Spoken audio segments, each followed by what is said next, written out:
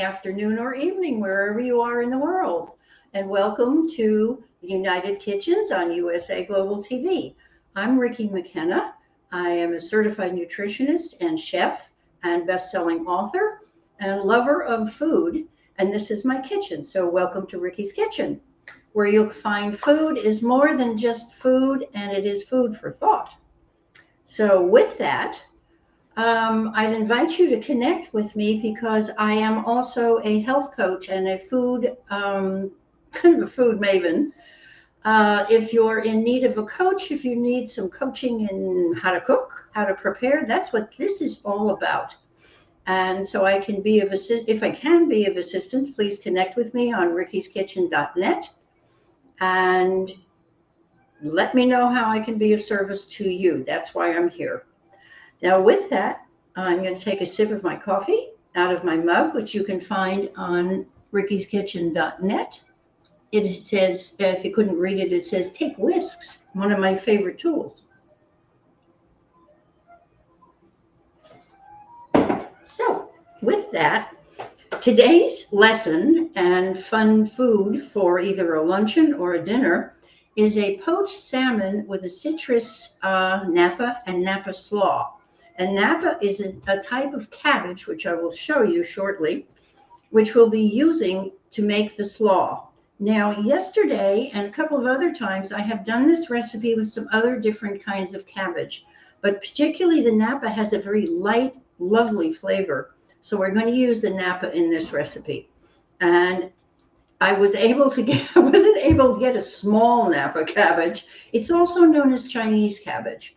So when you find it, it's usually white or green. It's a little bit greener than this one sometimes. But I chose this one because it was actually the smallest one in the bin of the organic cabbages. And so we're going to take that. But first we're going to make the dressing, which has a combination of white miso. I don't know if you're familiar with miso. It is a soybean paste that is fermented.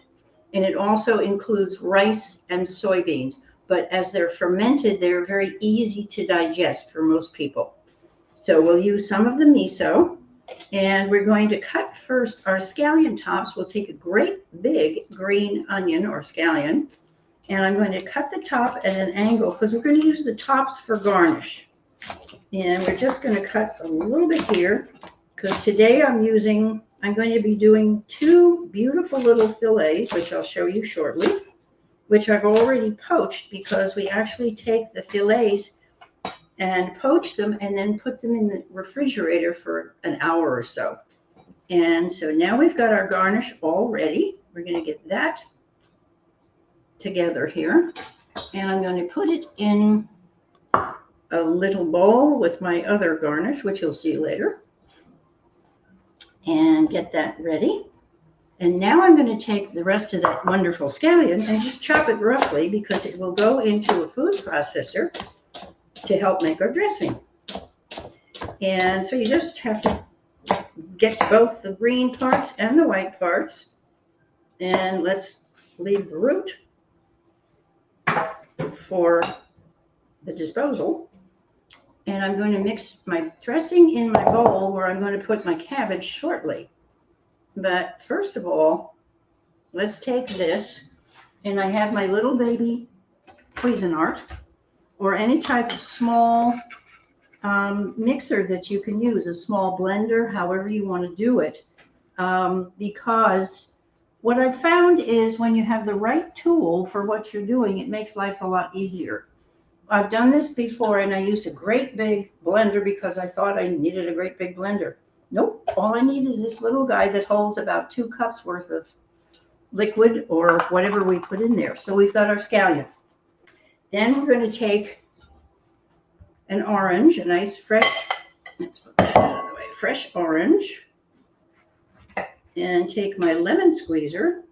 I'm going to cut it in half because we need a few tablespoons of orange juice, actually 2. So I'm going to take my orange and carefully squeeze it down into the, it's actually called a lemon squeezer, but it's a citrus squeezer. Do it slowly because I've found that if you don't do it slowly, you get it all over the place. You get splashed. So I'm going to take that and measure my 2 tablespoons into the little blender. Let's see. We need a little more out of that.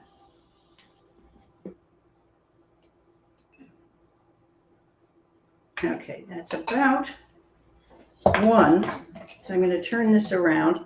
And actually, I'm a fan of orange. So what I'll do later is take the orange and probably eat the rest of this for a nibble. I'm going to put it out here, take the other quarter, and we're going to squeeze some more juice in there because we do need, as I said, do it slowly and carefully.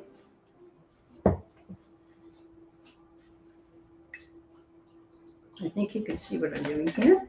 So that's about 2, and I'm going to give it just another little squeeze. Okay, so we've got at least the 2 tablespoons of fresh orange juice. Now keep the orange here because it becomes part of the garnish. And we'll just put that there. And we're going to add some lime juice. We need 3 tablespoons of lime juice because this has a little bit of an Asian flavor.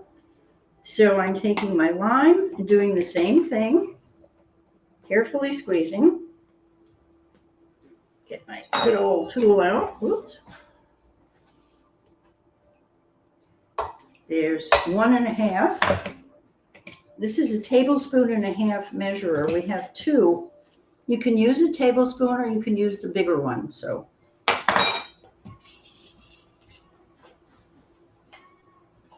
there we go. Okay, and let's squeeze the other half of that lovely lime.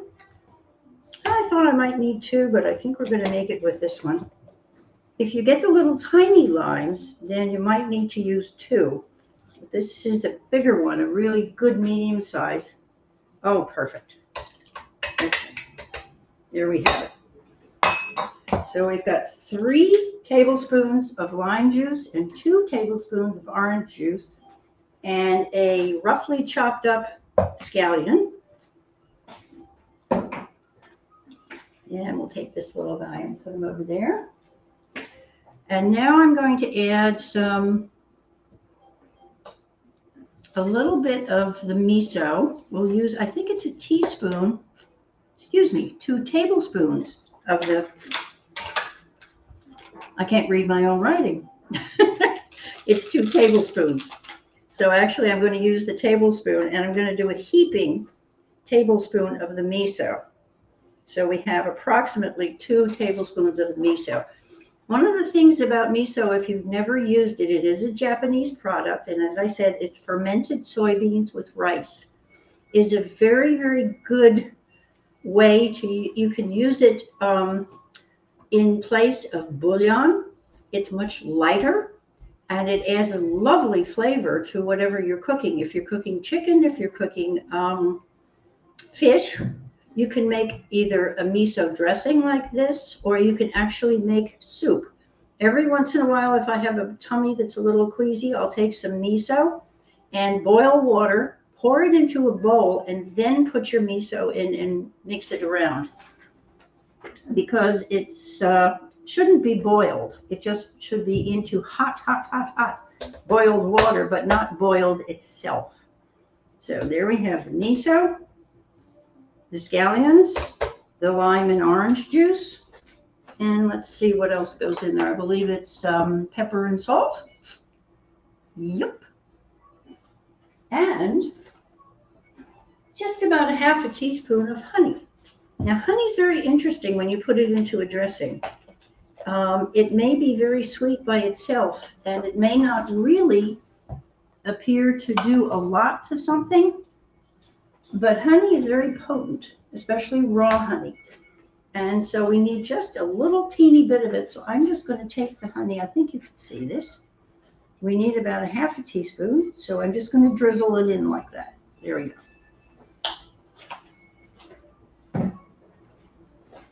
And let's put on our top and we'll make a little noise. I don't think it'll be too bad noise-wise, but we're supposed to We have to take, oh, whoop, excuse me, forgot the salt. Now there is salt in the miso, so I don't want to over salt things, but I'm just going to put a little bit, maybe 1/4 teaspoon of salt and a sprinkling of white pepper, so we don't get anything in there that colors anything. There we go. So we've got our salt and pepper, scallion, orange juice, lime juice, and away we go.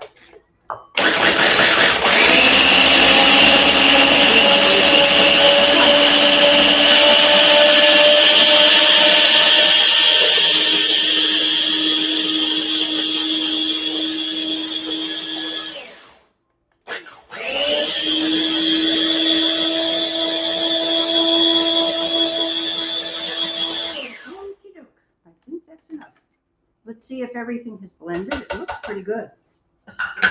And I'm going to take my trusty little spatula. Ah, perfect. Okay. So we now have our dressing. It's almost complete because the other thing that we do now is fold in some mayonnaise. And what I'm going to do, I'm going to fold the mayonnaise in the bowl. And then we'll put in everything else. Let's see. Did I leave anything out? Nope. Okay. Here we go.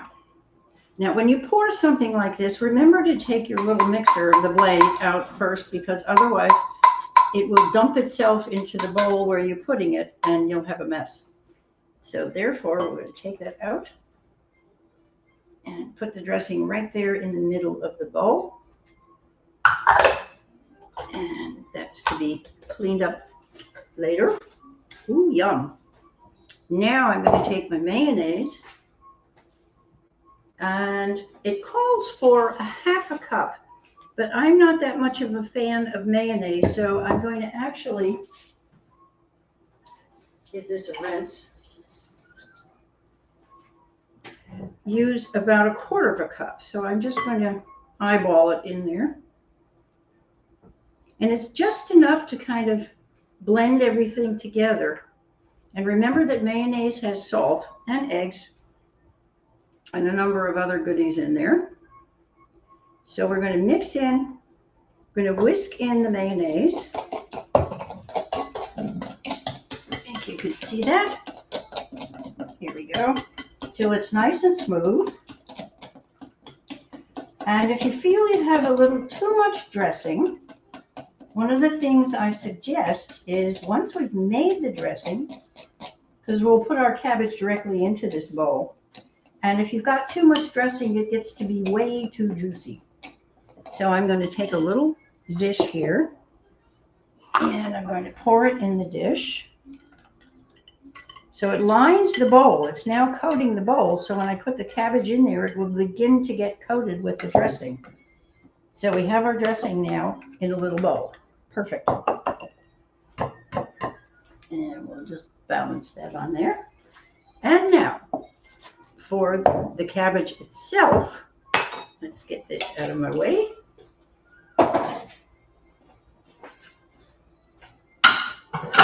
Here we go.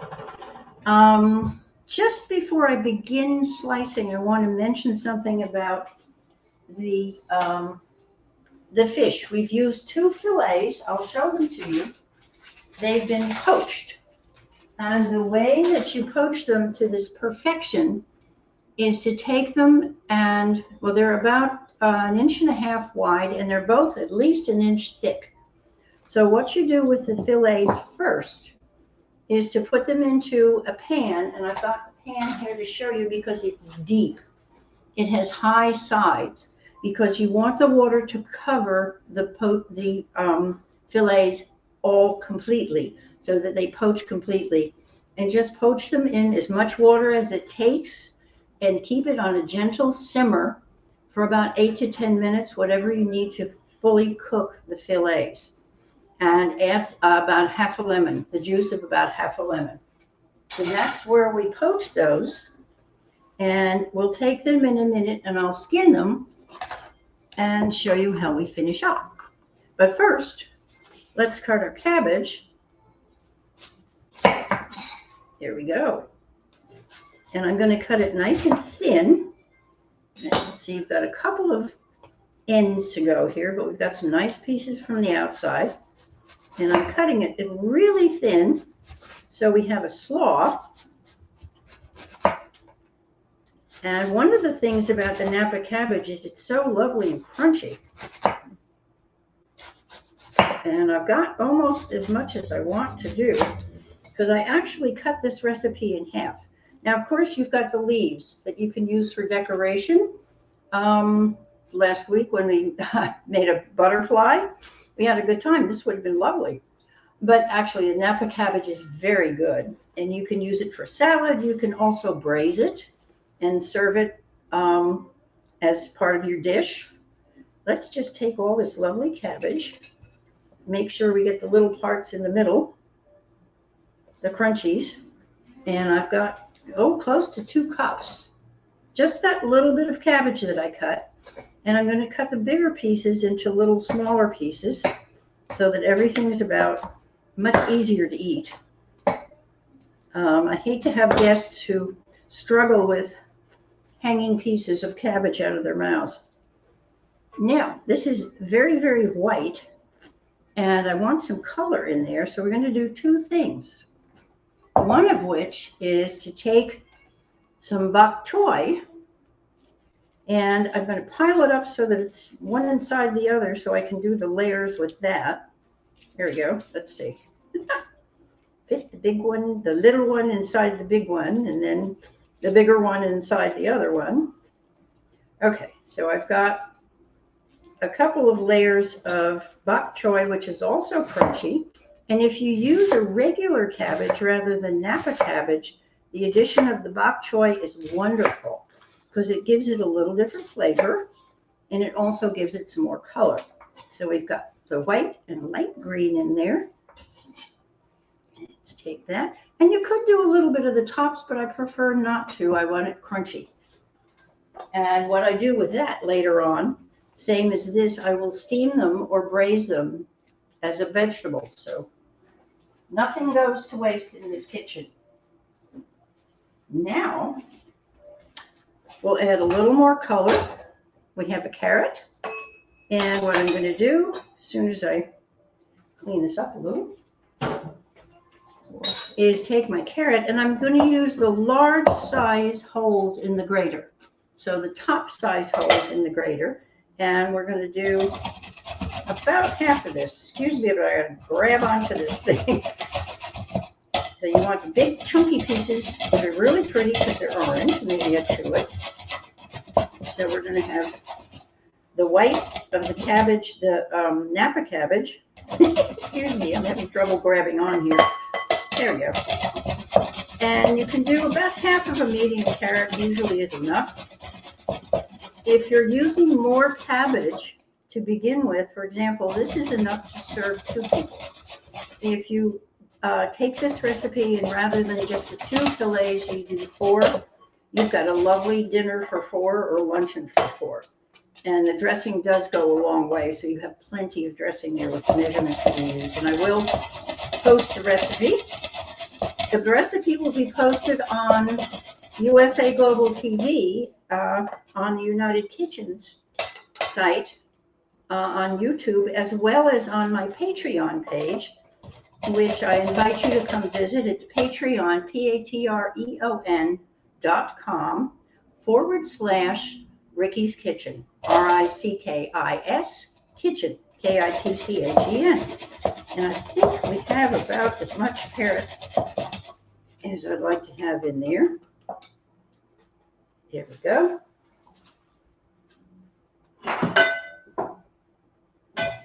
And now let's mix that up. I'm going to use my 2 spoons. So we have a really pretty bowl of white, light green, and orange for my slaw. And it is picking up a little bit of the dressing, but I'm going to add more in just a moment.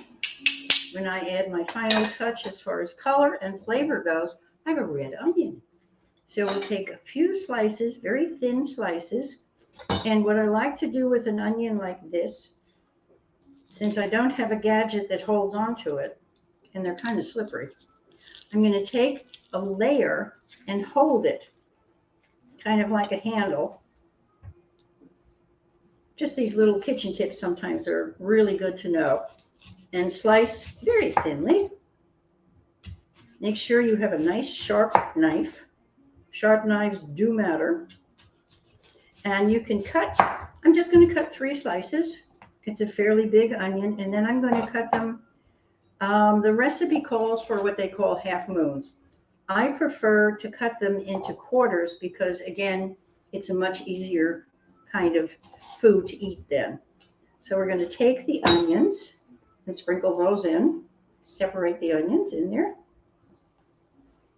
Oh, yummy. So now it's getting really pretty with white, green, orange, and red onion. Yay. Okay. And this is something you can just make the day before and store in your refrigerator, especially with the salmon, because you do want the salmon to be chilled. So now I'm going to mix everything up here. There we go. And I'm going to spoon about 3 tablespoons of my dressing in,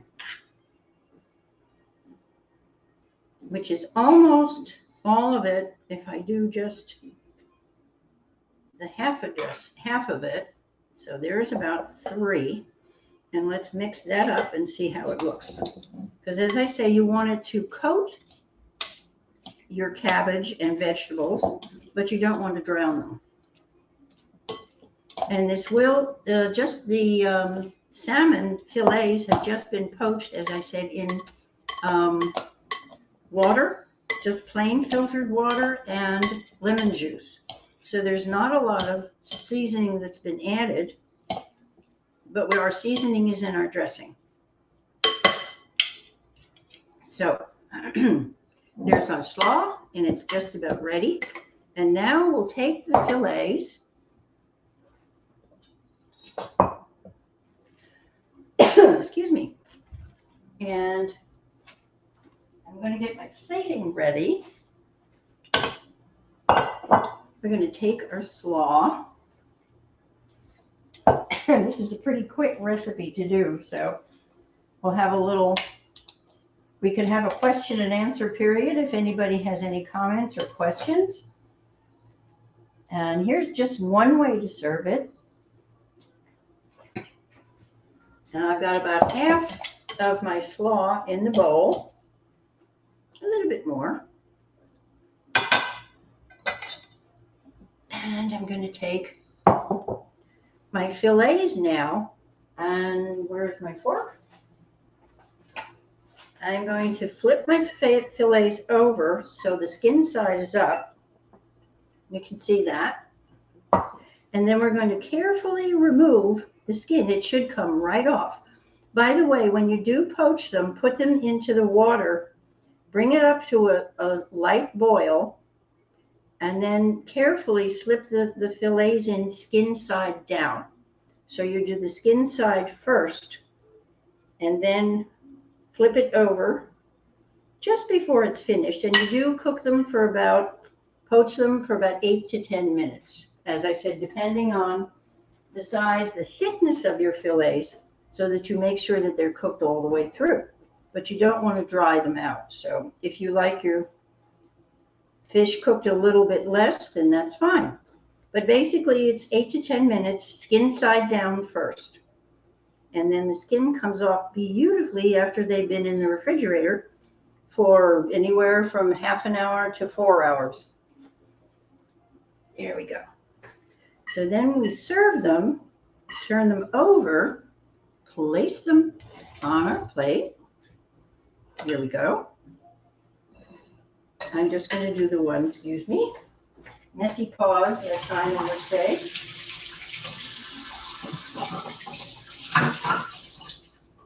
Okay.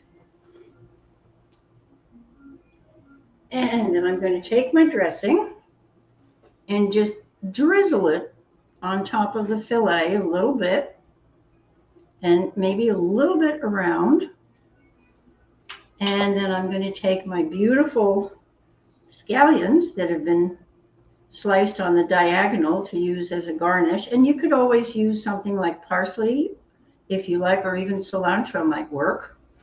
And we'll just put a little of those in, and we can do little grape tomatoes. And what I'm going to do with the tomatoes is just slice them in half.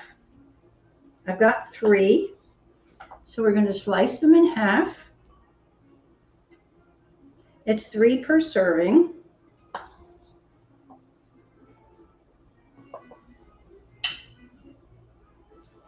There we go. And we can just pop one right on top. And there you have it. There we have our poached salmon with a citrus slaw. Now the other part of this, to make it pretty, as well as add taste things to it, I would serve it possibly with a little bit of black pepper, just to add a little bit of color to it. And now what I'm going to do is slice my orange into little thin slices, because orange is always good as a garnish, but it's also, you're adding a little more citrus flavor to this whole dish. So to make it really pretty and really appetizing, there we go. I know there's a lot more we can do with this. Let's see what we can do now, because this has been a very quick recipe. As you can see, we did the whole thing within half an hour.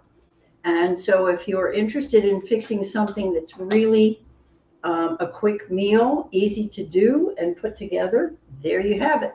One other thing you might do is I would serve this with a crusty piece of either focaccia bread, and you can add some butter and garlic to it.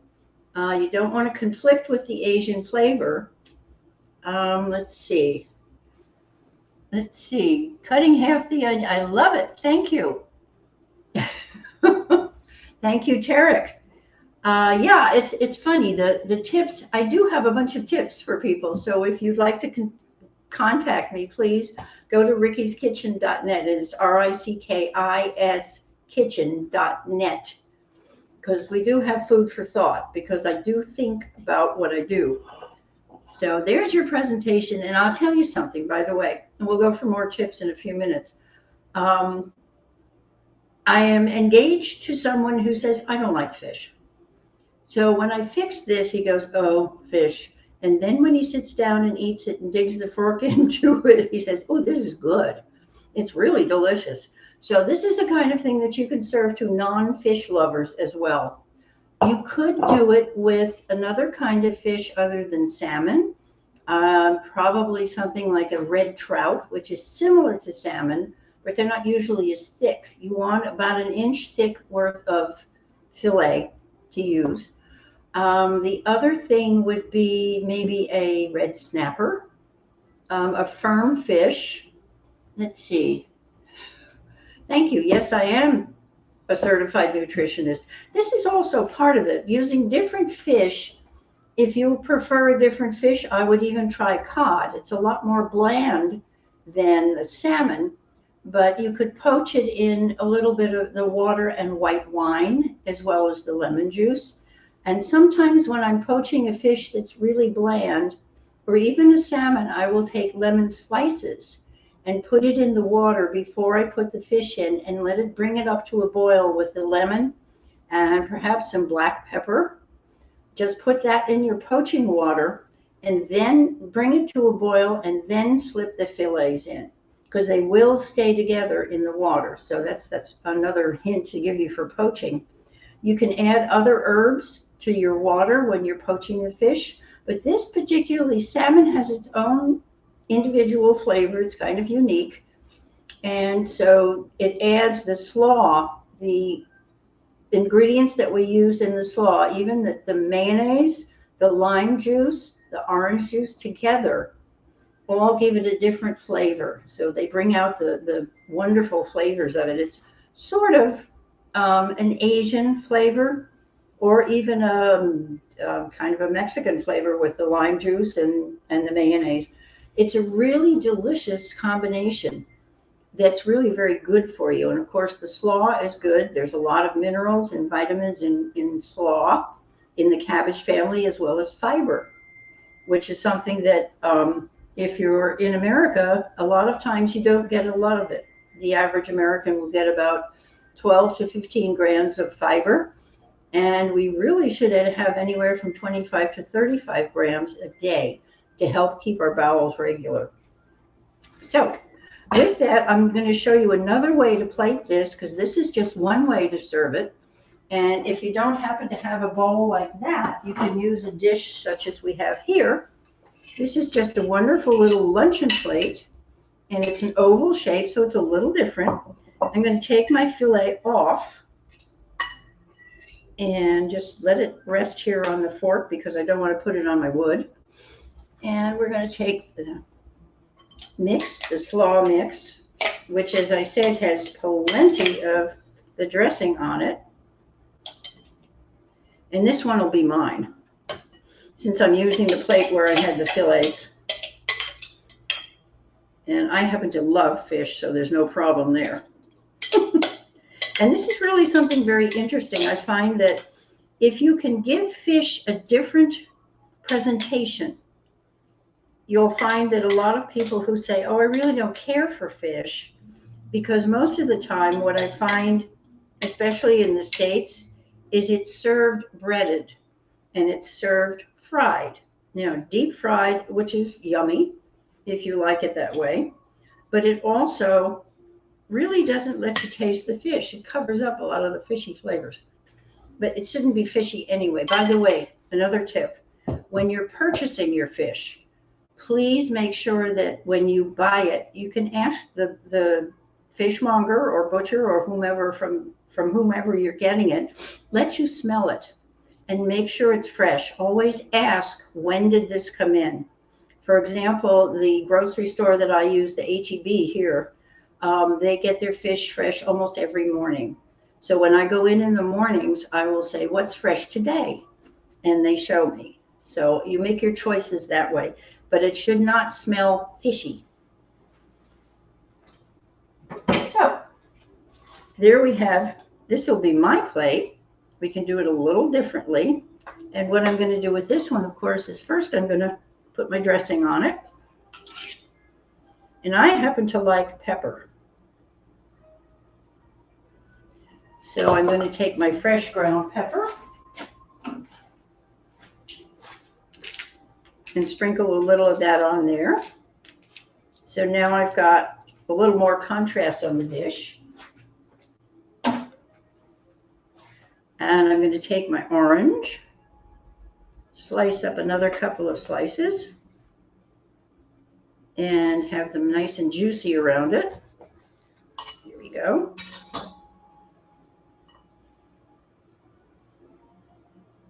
There we are. And I'm going to take my scallions, of course, and sprinkle them on there. And that adds a lot of flavor.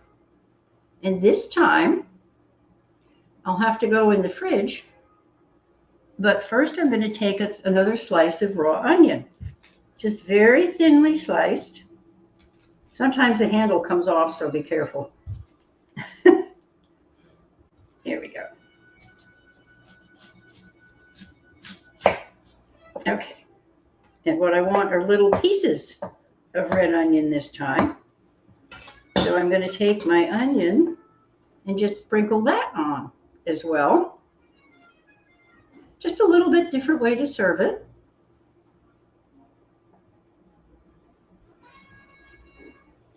And you can take the ones that come out of the middle that are still in circles and push them out and kind of line them on your fish for presentation.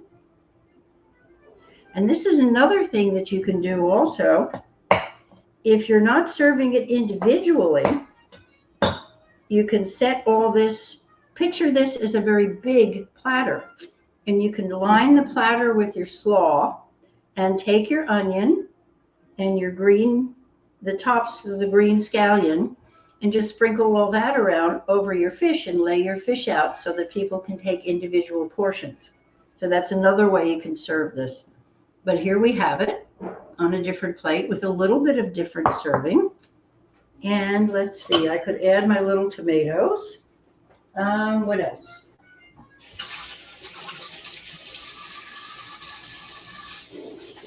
Excuse me while I get the fishy and the dressing off my fingers. There we go. Does anybody have any other comments or questions? If not, what I'd like to show you, first we'll put both plates here so everybody can see them.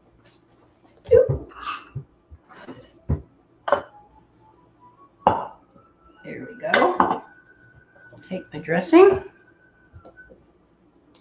And you can always serve it on the table with more salt and pepper and possibly a little dish of scallions so people can add some more if they like. Here we go. And what I'd like to show you is my book. Yes, you can eat well and eat right. And especially if you look in the book, it's really not just a cookbook. It's way more than a cookbook because there are 30 recipes, but there's also some food history as well as some interesting facts about the foods. Each of the individual 19 foods that are in there, which I recommend you buy organically, because especially something like spinach and a lot of other vegetables, because they are highly sprayed. Spinach, apples, strawberries, those are three things I recommend, especially in the States. You buy those organic because of all the spraying that goes on. You don't want to eat those chemicals. And make sure that when you're washing your vegetables, get a veggie wash. I have a veggie wash that comes in a little packet that's a liquid, and I rehydrate into a large bottle. And when I wash my vegetables, even something like cabbage or lettuce where there's a lot of leaves and things, I put about a tablespoon of the veggie wash in the water, and I put the vegetables in it for at least 10-15 minutes to soak in cool water. So to make sure that whatever's on there that we don't want to eat is removed. And one of the things about the book, I'd like to show you just one of the pages. Here we go. We have a whole lot on Swiss chard. And what I want to show you is after each vegetable or fruit, there is room. For example, here, there's a whole page where you can put your ideas or your substitutions in the recipes. If you prefer one thing more than another that I've suggested in a recipe, because there is a recipe for each of the foods. If you want to add more garlic to something, feel free to do that. If you prefer more thyme or maybe tarragon in a recipe rather than something I've suggested, please do it. But these are basic, and there's some not so basic recipes in here, including one for hair care that's all done with food. So as far as in my world, as a nutritionist and as a foodie, food is the basis for our health completely. There are other things that you do. Of course, there's exercise and drink plenty of water. But food is really what makes the difference. And it's not only choosing your food carefully.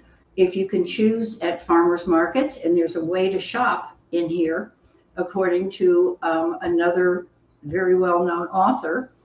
I quoted her in here as far as how to shop, the best ways to shop at a farmer's market and the best ways to choose things. And one of the suggestions she makes, and I'll get back to what I was saying in a second, is that shop early, bring your own bags, cloth bags or whatever you happen to have, paper bags, and cash. Because most of the time farmers markets will be the contributors, and the farmers and the people who bring, the vendors who bring the food, will be willing to work with cash. And if you have just so much cash, sometimes they'll just say, okay, we'll take that. Also, make your rounds again when the market's about to close, because most of the time the vendors do not want to take any of that home with them.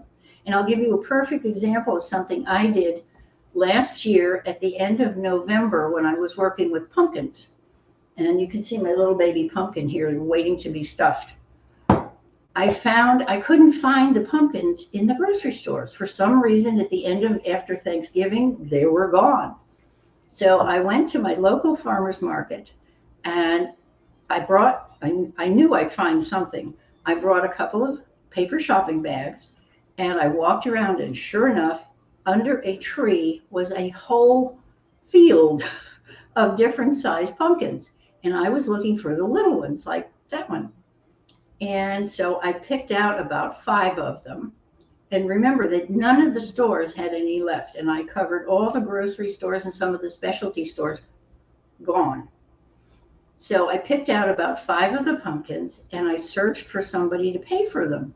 And a young man came up. I said, "Excuse me, but who owns the pumpkins? Because I'd like to pay for these. I just took a bunch." And he said, "Well, come on over here. Here's the daughter of the person who owns the pumpkins." So over I went and I showed her my bag full and she said, "Please just take them.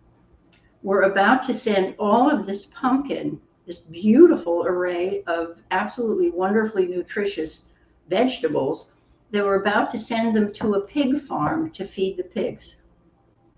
So I said, "Thank you very much." And I really should have probably taken some more, but I was really grateful to have a bag full of those little pie pumpkins that are great for stuffing.